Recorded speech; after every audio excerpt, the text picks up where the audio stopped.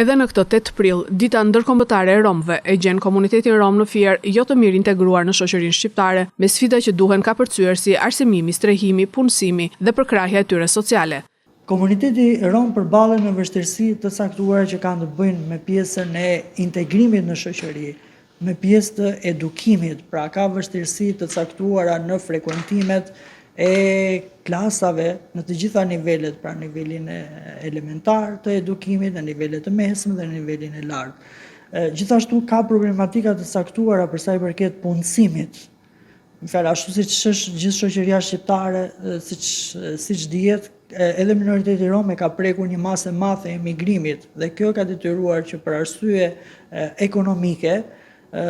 shumë anëtar të minoritetit rom këtu në Fier e kanë lënë vendin e tyre dhe janë drejtuar drejt vendeve të Bashkimit Evropian, her pas here duke kërkuar dhe azil në vende të ndryshme.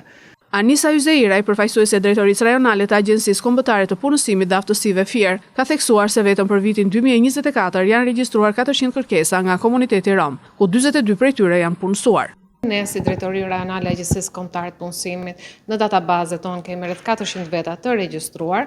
dhe gjatë 2024 kemi arritur të punësojmë rreth 42 veta, ku fokusi kryesor kanë qenë me programet e nxitjes punësimit. Gjatë vitit në vazhdimsi, në bazë të treguesve të ardhur dhe nga Drejtoria Kryesore, do vazhdojmë që të mbështesim këtë kategori me shërbimet tona përkatëse, gjithashtu edhe me punësimin e tyre.